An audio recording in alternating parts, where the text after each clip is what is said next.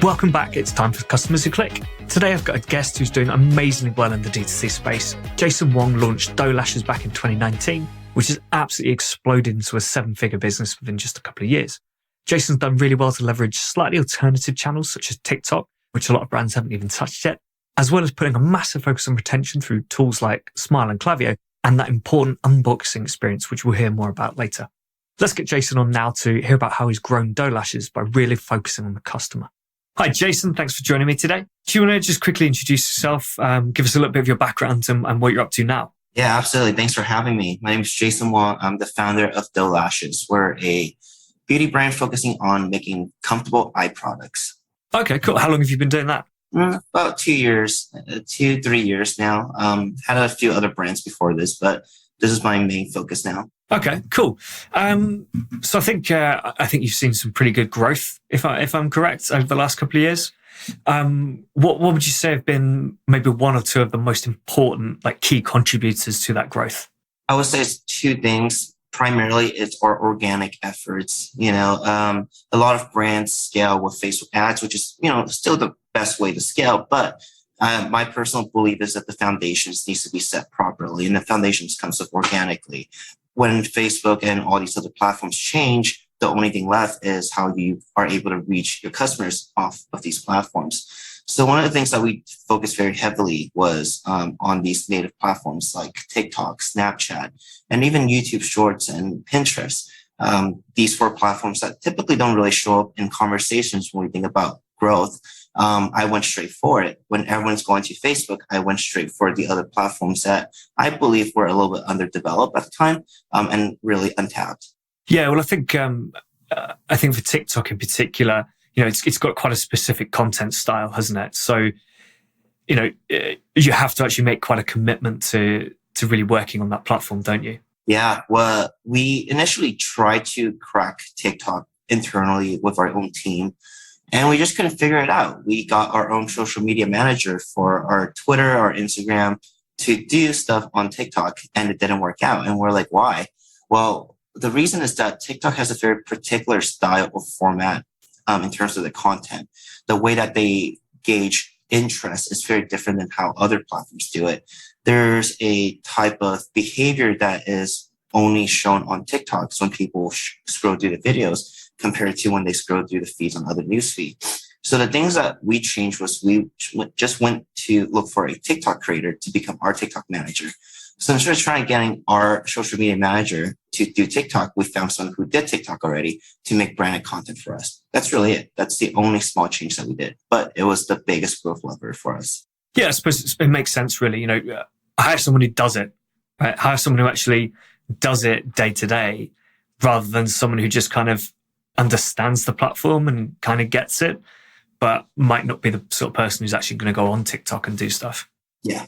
So does that person do all your content for TikTok, or do you get any UGC? Do you crowdsource? A little bit of both. I would say it's 80% our TikTok person doing it. We source from our contributors, and then we also get mashups from our other customers that we put together. We like to put that diverse space into it, so it's not just one single person making every single video, because that's too much dependency on one person.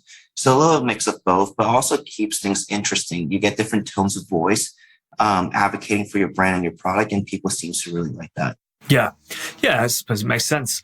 And I like that you mentioned you're focusing on organic instead of paid, and that those foundations have to be there. If you're growing well through organic, it means it's a pretty good sign that people like your business, right? Yeah, because it means you've got word of mouth, you've got people are enjoying your social content, and I like to focus on retention. That's a big part of what I do. So I feel like that kind of ties in quite well, right? With that attitude of we're not going to focus too much on paid, should link in quite well with, well, we also want to retain our customers and make sure people love the brand. So what do you think is key to retaining customers? Few ways. Number one is obviously getting their data and getting more information about them. Most people just collect emails and phone numbers.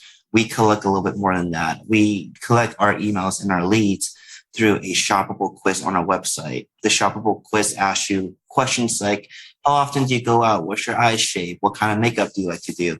And we essentially built a deeper, more detailed profile for each of our customers. So instead of just having their email address, Will, we now know that Will likes X, Y, and Z. This makes our retention efforts on SMS and email a little bit more personalized, and people will really seem to appreciate that. It makes us stand out from other people who also have their email address because we know a little bit more about them compared to everyone else. And so we've seen a lot better effectiveness in terms of outreach through these retention channels just by asking better questions when we collect their leads. The second thing is being very consistent, but also being very authentic. We don't like to spam our customers with all the sales emails because everyone else is doing it. We're very intentional with the way that we introduce ourselves when we're in their inbox. The first, second, and third emails is really about who we are and why should they care? Why should they keep subscribing and what's in it for them? And then eventually we start noticing their behaviors, like how often do they click? How often do they open? And we send different types of emails depending on the frequency of their behaviors with us. People that click more often have higher intent, so we send more email to them. People who don't click or open that often probably shouldn't get that many email because eventually it will just drive them to unsubscribe. So being very intentional with the way that you send your emails and how you write your emails is, I would say, the key to retention. Then lastly, you need to give them a reason for why they should stay, right? People stay for a brand for multiple reasons. Number one is they really like the brand. They see themselves buying this t-shirt or this pair of lashes over and over again. So they're going to naturally come back in recurring purchases. Then there's also people who want to stay for sales because they're discount shoppers. So you want to give them that little bit of reward to entice them to keep subscribing to your emails, newsletters, and whatnot. And then three is they generally just like the brand. They might not buy every single product, but they like being a part of the community. We have a community on our Discord, which is off our website. We also have a community of our rewards and loyalty program within our website. So people that are part of our website and our program get special perks like special designs. They get early access. They get things that others won't even get at all. So being a part of that exclusivity is a part of why they stay. So there's a lot of reasons why we make people retain. It's not just sending out an email and calling it a day. Yeah. I like that. I'm massively on board with the quiz idea. So capturing that data from people so that you can say, we want to send this email with this sort of content to this group of people because we know that's what they care about. And then doing something different for some others.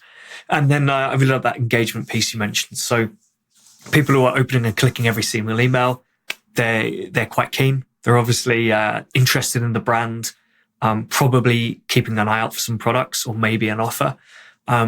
So keep engaging them. Whereas those people who open once every month or so, maybe dial it down on those people a bit. And then on the loyalty side, yeah, you're right. Those good customers, those best customers, if you treat them well, they're going to treat you well. Yep. And if they recognize that, so if it genuinely is like you're in our loyalty program, you're our top customers, you're going to get exclusive access to these products or these events or experiences, they're going to love you for that. I find it really interesting that you mentioned Discord, though, because that is not the platform that I would have expected. Because it's got a reputation as a bit of a gaming platform, right? Yeah. Can I ask what kind of led to that decision to go on Discord and how are you finding that with engagement with people? Yeah, I mean, Discord is closely tied to gamers, which is closely tied to the Gen Z audience, which is really much an overlap with our audience. So naturally, we felt that Discord was a better option compared to, let's say, Slack. Because Slack is very businessy, right? And Discord, I love it because you can create different channels. We have channels for makeup, channels for sharing your dog pictures. So different categories. It seems like you're a part of the whole community. We found that people are making friends there. They're hanging out offline. They're trading the stuff that they got. It's been a very fun process to see it. But overall, Discord hasn't been that big of an issue in terms of like getting people on it. Like people aren't like, I don't want to get on Discord because it's for gamers. Because the audience have a lot of overlap, they seem to be very open to using Discord to join a brand's community. And because not many brands are doing it, we're typically the only brand channel that they're part of. Yeah, I mean, I suppose what I mean is, if you, I think most people who know about Discord are gamers, rather than it being something that lots of people know of and go, "Oh, this is a gaming platform. Why would I use it?" So yeah, I think it completely makes sense that, if you've got that crossover in the audience, and these are the sort of people who would fit that sort of platform, then it completely makes sense. How many people do you have on Discord? About like 700-800 people. Oh wow, okay. Yeah, so we go to them for product feedbacks. When we make changes to our website, they're going in and like trying to break it, which is great. Like we want them to go in and break it. So like they are really like the front line of the people that we go to when anything new happens before we release it to the general public.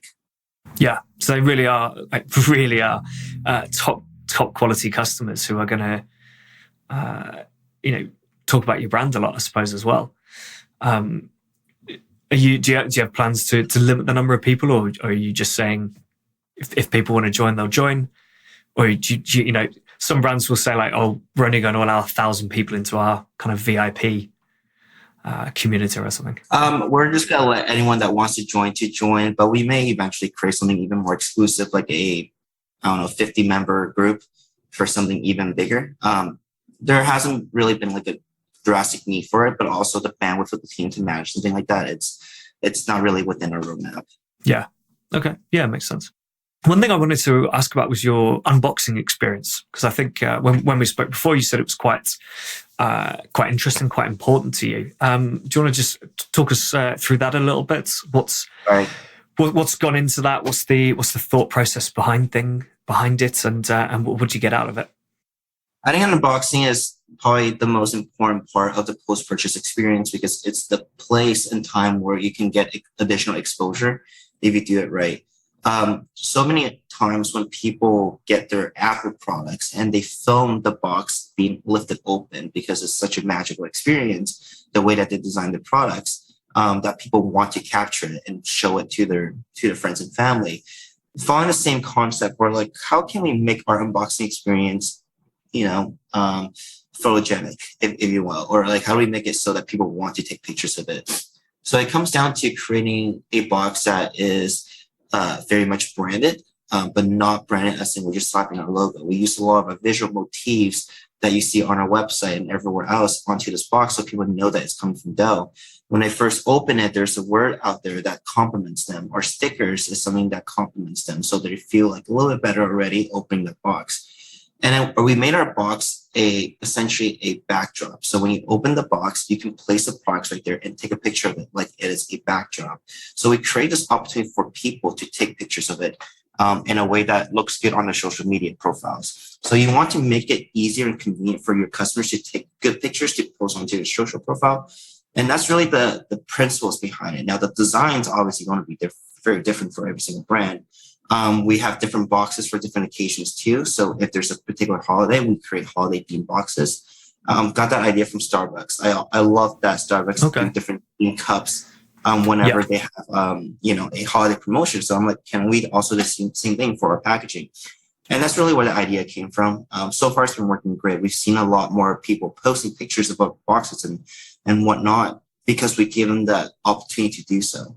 And is that something you started out doing? Like right from the start, or is it something that's come in more recently? Or right from the start, our first box was branded. We never did anything else. Oh wow, okay, it's pretty cool. I mean, like you say, it's all about making it really easy for the customer, right? Give them everything they need. It's almost like asking them for a review or to share it on social media, but without actually asking them. Yeah, you're just kind of nudging them by giving them everything they need to be able to do it. Yeah, absolutely. I think that's really cool. And it's the sort of product people would show off on social media, I think. So yeah, it makes sense that you'd take advantage of that. Mm-hmm. And what about reviews? So I had a quick look at the websites before this call. So and actually you got loads of reviews on the website, but also you're collecting product attributes, which I think is really cool. How do you, what sort of process do you go through to get to kind of persuade customers to leave a review, particularly a detailed one, I suppose? It comes first things first of the trigger. Most brands trigger their reviews based on when the order is placed. So, for example, after an order is placed 14 days later or 17 or 7 days later, send an email to ask for a review. We don't do that. We trigger the review based on when the order is delivered. The worst thing you can ever do is to ask someone for a review when the package has not been delivered yet, because you're just going to make someone even more upset. So we changed the way that we trigger it. We use an app called Wonderman, which allows us to sync the order tracking data into Klaviyo, which then triggers when an order status is marked as delivered. So that's first things first. Second thing is when we ask for our reviews, we ask very directly that we like to ask you for a favor. We're not beating around the bush and say, hey, can you can you please leave a review or whatever? We're like, hey, this will really help us. We tell them that this will benefit us, but benefiting us means that we can do better things for you. So, hey, well, can you please do a little favor for me? We would like for you to ask you to review our product and give us your thoughts. Your thoughts will help us lead to better product development in the future, but also help us get reach to more customers. We're very intentional with hey, we really want this because it'll help us. But at the end of the day, it also helps you if it helps us. And we've seen a lot more reviews coming that way, just the way that we're being very authentic, not trying to hide it, that it's beneficial to us. And that's why if you look at our products, we've gotten a lot more reviews than other brands that are actually a lot bigger, because the way that we intentionally write a review and request for it is very, very much different than everyone else. Yeah, I've noticed it with a few other brands as well. Not similar products, but in my head, kind of a similar brand to yours in just the way you engage with people. And these brands are generally collecting thousands and thousands of reviews. And then you can look at a competitor that's been out for 10, 20 years, and some of their products have 10, 20 reviews at best. They are probably the brands who are saying 7 days after they purchase, send a review request, and it's probably a very, very standard templated request from the platform. Yeah, they're not taking the time to think, how do we optimize this? How do we make it better for the customer? Absolutely. And what about the attributes? So yeah, I noticed you're collecting the attributes. Do you use that data at all? Not currently. We haven't been able to sync these data into our Klaviyo, but that's definitely something on our roadmap to build out an integration between our review app, which is called Junip, into Klaviyo to further do it. But I haven't done that yet. What about just internally, product development sort of, it's feedback, isn't it? Right. You've got customers telling you that these lashes are not heavy. You barely feel them. Yeah. We go through all our reviews actually one by one to review them. And anytime we have a review less than 4 stars, it gets automatically sent to our Slack channel, which automatically gets filled into this form. And we will reach out to every single person that leaves us a 4-star or less review to ask them where we can do better and if we can fix it for them. Always. Yeah, I like that. I like the link up with Slack as well. I think that's really important. And it's amazing how you can link up so much stuff these days, just automatically. Yeah. Awesome. What about challenges, right? What do you think is the biggest challenge you guys are facing at the moment? Challenges is definitely scaling. It's a lot more competitive now. It's a lot easier to do commerce, which is great for everyone because I teach commerce. So it's great that it's a lot easier, but it's also becoming more competitive and challenging because you're fighting for the same amount of eyeballs, right? And there's always these issues outside of our control, like the economy, how much people want to spend. People spending less means that everyone else makes less across the board. So there's a lot of things that obviously is challenging for the past year for very obvious reasons that is frankly out of our control, but there's always creative ways to get around it. And we're always trying to look for the next edge for us. Yeah. Well, I mean, I think you can tell from your approach, you mentioned right at the start that, paid ads is not the way forward for you guys. It's, getting that foundation in place with the organic channels, which I think is great. And if you can really nail TikTok now, you've got a great opportunity there. Mm-hmm. Cool. So just before we wrap up, who in the kind of D2C marketing space would you really like to go for lunch with? Would love to meet Toby, the founder of Shopify. Yeah, would love that. I just think he's very brilliant and would love to meet him, talk to him, have some like second degree connections to him. So if I ever really need to, could pull that favor, but would love to meet him one day. Yeah, just to see what you can do. Cool. And so just finally, what are one or two marketing tools that you'd recommend to people? I love Smile for loyalty, Klaviyo for email, Postscript for SMS, Rebuy for upsells, and Preview for collecting emails, and Octane for your shoppable quiz. Those are my holy grails. Awesome. I mean, you're straight in there with those responses. So yeah, they must be pretty essential for you. Oh, I couldn't work without them. They are the ones that are powering our entire company. Awesome. Good to hear. All right, cool. If people want to find out more, ask you some questions, what can they reach out? What's the best way of doing that? Yeah, absolutely. You can find me on Twitter, Jason Wong. Username is Agro, and I'm usually really responsive there. I answer every email and every DM. Yeah, cool. Awesome. All right. Thank you so much, Jason. Of course. All right. Talk soon. Bye-bye. Cheers. So as you heard from Jason, one of the biggest contributors to growth has been primarily organic, making sure that the business has that good foundation. It's also kind of a great way to prove the business before showing out on advertising. But then he's targeted channels that not many marketers really go to. As he said, channels like TikTok, Snapchat, and Pinterest, they don't really appear in many companies' strategies, and normally because they don't understand them. They're never really the hot topics in growth and marketing. Retention has also been key for Doe Lashes, and their retention efforts start from the first touch point, which is normally their lashes quiz. If they can understand exactly what you're looking for, the style of product that will suit you best and convince you to buy it, their chance of retaining you on that information is going to be so much higher. If you'd like to learn more about Jason's approach to growth, you can find him on Twitter. He's really responsive there. Any other podcast questions, feedback, guest requests, send them over to will@customerswhoclick.com or tweet me at Will Lawrenson. Next up, I've got Joe Valley with me. We're going to be talking about the metrics that indicate strong growth and are key to a potential exit.